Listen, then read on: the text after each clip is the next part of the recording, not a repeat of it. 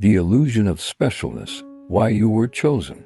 Why does he want you when he already has someone else? What is it about you that pulled him in, even though he sleeps beside another woman every night? Was it chemistry, fate, something real, or something else entirely? Let's pull back the curtain, because what feels like love might be a carefully disguised projection, and what feels like destiny might just be his unhealed trauma looking for a new place to hide. You didn't plan for this. You didn't go looking for someone else's man, but somehow he came looking for you. He says you're different, that you get him, that with you he feels seen, understood, alive again. And a part of you, maybe a big part, wants to believe him, because who wouldn't want to be the exception? Who wouldn't want to be the one he left his relationship for? The one he risked it all to be with. But here's the truth that breaks the fantasy wide open. People don't see you as you are. They see you as they are. Carl Jung, when a man is already in a relationship and he starts gravitating toward another woman, he's not just looking for someone new. He's looking for a mirror, a psychic escape hatch, a fantasy version of himself that he can't access inside his current reality. He's not chasing you. He's chasing who he gets to be when he's with you. Let that sink in, because this is the first truth you need to understand if you're caught in the emotional maze of being desired by a taken man. You were chosen not just for who you are, but for who he imagines himself to be with you. He may not admit it. He may not even be fully aware of it, but subconsciously, this connection is less about you and more about what you represent. You represent freedom from the responsibility he resents, you for vitality he feels slipping away, the intimacy he can't access at home, maybe because of his own emotional unavailability, or a version of himself that still feels alive, passionate, and wanted. You're not just a woman. You're a portal to his lost self. And this is where it gets dangerous, because projection always feels like chemistry. It always feels like fate. But the reality, it's not you he's falling for. It's the parts of himself he's disowned, reflected back in you. Carl Jung taught that we unconsciously project our unlived life onto others. The shadow, our unmet needs, suppressed desires, unacknowledged fears, gets cast like a film onto someone else. So, when a man who's already committed suddenly begins emotionally or sexually pursuing you, you must ask yourself, what is he seeing in me that he can't face in himself? And more importantly, am I willing to carry the weight of being his emotional escape? Because being the one he runs to doesn't mean he's leaving the one he runs from. And sometimes, the attention feels intense not because it's real, but because it's unresolved. You are not the exception. You're the pattern he denies. This part will hurt, but it must be said. He's not breaking the rules for you. He's repeating a pattern through you. This is why so many women caught in this position feel confused. 1 minute, you're his everything. The next, he retreats into guilt, silence, or excuses. It's not that he doesn't feel something. It's that he's trapped in a contradiction, desiring emotional freedom while being emotionally unavailable. And often, the love he says he feels isn't love. It's limerence, the intoxicating illusion of connection driven by unmet psychological needs. But what if it feels so real? If your heart is screaming that this is different, that what you have is authentic and undeniable, you're not crazy. You're human. Of course it feels real. The emotional highs are intense. The vulnerability is raw. You've probably shared things with each other that neither of you has shared with anyone else. But intimacy without integrity is a performance, not a partnership. The hard question: what do you really want? If you're honest with yourself, do you want to be chosen over someone else? Or do you want to be the only choice? Because when a man wants you while he's still committed elsewhere, he's telling you without words, I want the benefits of you, without the accountability of being with you. And if you stay in that space long enough, you start negotiating against your own worth. You begin to mistake breadcrumbs for affection, delay for devotion, guilt for depth. You deserve wholeness, not emotional leftovers. This is not about demonizing or shaming you. This is about reclaiming your clarity. Because here's the truth. You don't need to compete with another woman to feel loved. You don't need to prove that you're worthy by waiting for someone to choose you later. And you don't need to accept love that comes with conditions, complications, and guilt. If this is resonating with you, if you've ever found yourself emotionally tied to a man who was already committed, please know you're not weak. You're not foolish. You're simply caught in a web of unmet needs, projections, and half-truths, and you deserve to break free. If this spoke to something deep inside you, click the like button, share it with someone who needs to hear it, and subscribe for more Jungian insights into love, healing, and emotional truth. Because this is only the beginning. Let us now explore the psychology of the forbiddance. Why some men chase emotional affairs but never leave, and why you need to understand the power of being the emotional anchor and the emotional fantasy. Why does he desire you? Not as a free man, but as someone already claimed. Why now? Why like this? This is not love. This is projection. When a man wants you while he's already with someone else, he's not choosing you because he truly sees you. He's choosing you because you represent something, a fantasy, an escape, a part of himself he can't access within his current life. Carl Jung would call this anima projection, a man's unconscious ideal of the feminine, projected onto a woman when he feels incomplete inside. You're not just a person to him. You're a mirror, a symbol, a spiritual detour, and that's where the danger lives. He wants the feeling, not the reality. This man doesn't want you fully and freely. He wants the feeling he gets when he's around you, the lightness, the thrill, the fantasy of who he gets to be in your presence. He wants the version of himself that escapes responsibility, that forgets commitment, that ignores consequences. You become his emotional getaway car. And if you're not careful, you'll think you're the destination, when really, you're just the road he takes to avoid himself. If he were truly capable of choosing you, he would make space for you, with truth, with integrity, with courage. But he hasn't done that, and that says everything. The wound he's avoiding. You need to understand what he's running from. It's not his partner. It's not his responsibilities. It's himself. This is a man split in two. One part craves safety. The other part craves intensity. One part is afraid of being alone. The other is terrified of being known. When he seeks you while still committed elsewhere, he's not pursuing love. He's feeding a wound. The wound that tells him, I can't be fully myself in one place, so I must divide myself between two. He's not whole. He's fragmented. And you are holding a piece that doesn't belong to you.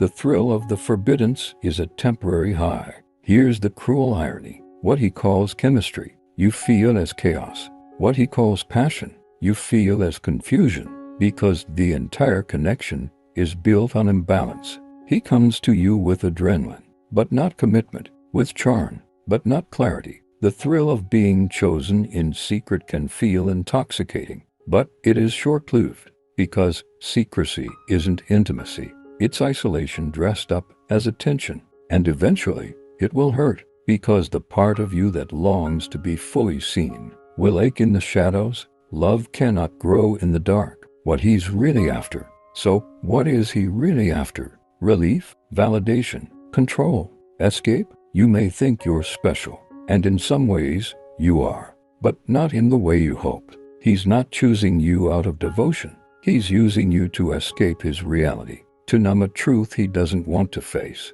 to feel alive again without doing the work. This isn't your fairy tale. It's his unfinished trauma looping through you. Don't mistake attention for affection. Don't confuse desire with devotion. And don't let someone else's cowardice define your worth, because deep down, you already know. If he were whole, he would have never tried to love you in pieces. If this message stirred something in you, click the like button, not just for the video, but as a declaration that you're done being a placeholder for someone else's brokenness. Share this with someone who needs to hear the truth. and subscribe if you want more content that helps you reclaim your self-worth, your clarity, and your power. Because real love never asks you to hide in the shadows. Why you stay? You say you want to leave, but you don't. Not yet. You say he's not good for you, that you deserve more, that this isn't real love. And yet, you're still here, checking your phone, reading between the silences, waiting for a sign that you weren't just a passing fantasy. You know better, but knowing isn't the same as healing, because sometimes the heart is loyal to the wound. Trauma bonding, the invisible thread. Let's start with a truth you may not want to hear, but need to. You're not just in love, you're trauma bonded.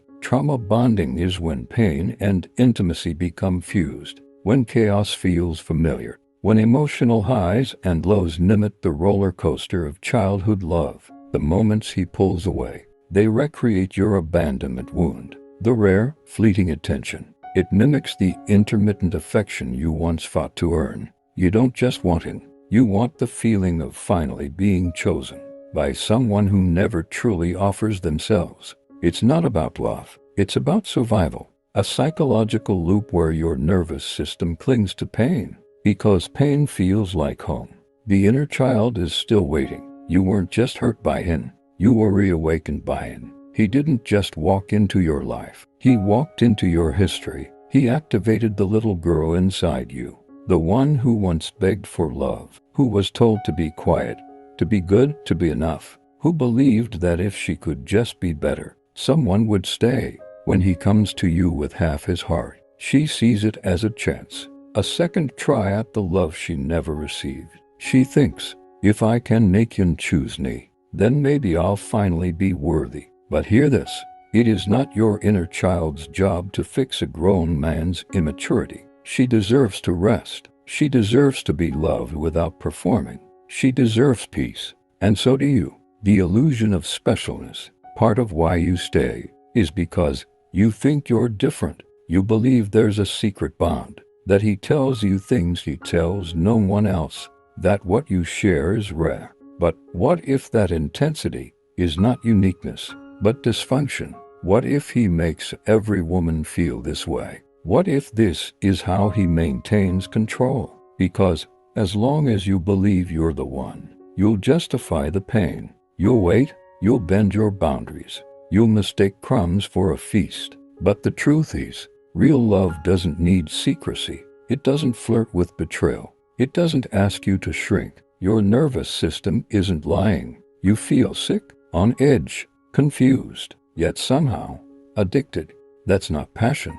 That's your nervous system in distress. This man doesn't calm your soul, he activates your trauma. You stay not because it's good, but because your body has mistaken chaos for connection. Every withdrawal, every breadcrumb, every false promise keeps your system on high alert. You're not weak for craving his attention. You're trauma-wired, but what was wired through pain can be rewired through healing. Healing begins with grief. To let go of him, you'll have to grieve the fantasy, not just him, but who you wanted him to be, the future you imagined, the maybe that kept you holding on. You'll grieve the version of yourself who thought she could fix him, who believed love was meant to be earned through suffering. But beyond that grief is liberation, because the day you stop begging for love is the day you start choosing yourself. If this has touched something in your soul, drop a comment below with the words, "I release what was never mine." Click like if you're done confusing pain with love. Share this with someone caught in a similar cycle.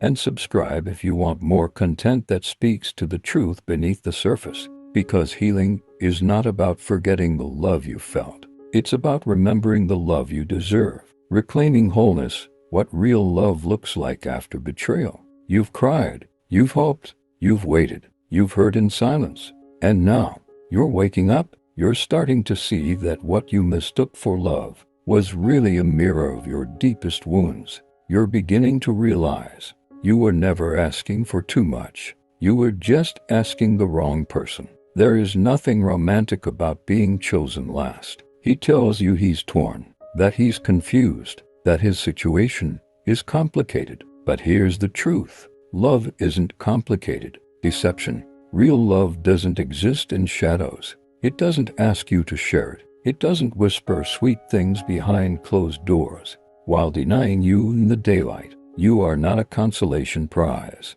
You are not a maybe someday. You are not someone's backup plan while they keep one foot in another woman's world. Love that makes you feel small is not love. It's emotional starvation with a pretty face.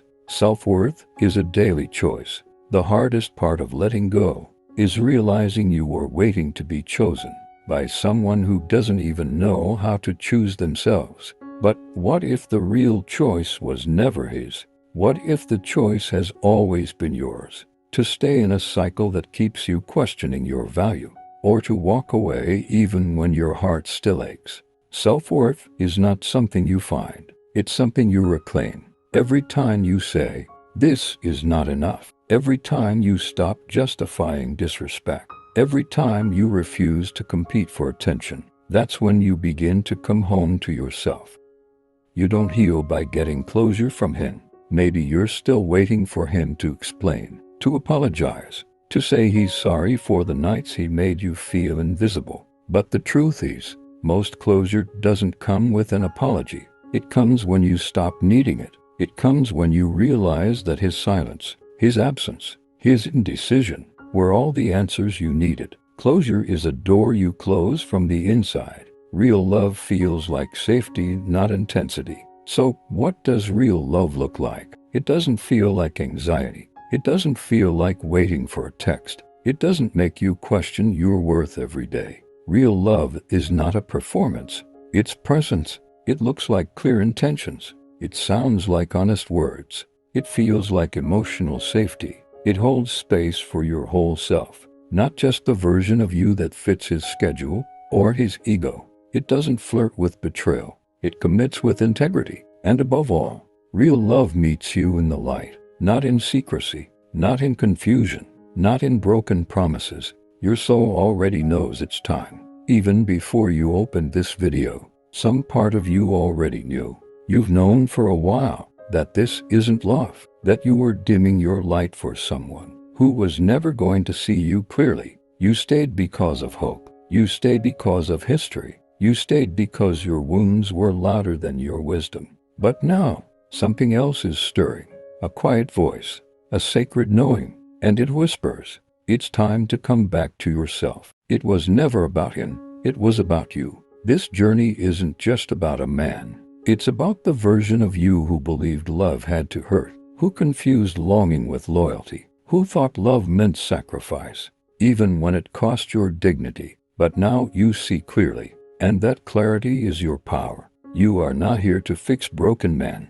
You are not here to be the escape from someone else's choices. You are not here to wait in silence for a man to grow up. You are here to rise, to remember, to love yourself fiercely and fully. If you're done waiting for someone who isn't choosing you, type in the comments, "I choose myself." Hit that like button if this gave your soul the truth it needed. Share this with someone you know is struggling in silence. And subscribe for more content that doesn't just talk about relationships, but helps you transform them from the inside out. Remember this, you are not hard to love. You were just asking to be loved by someone who couldn't. You deserve a love that doesn't confuse you. You deserve a love that meets you in truth. And most of all, you deserve a love that starts within.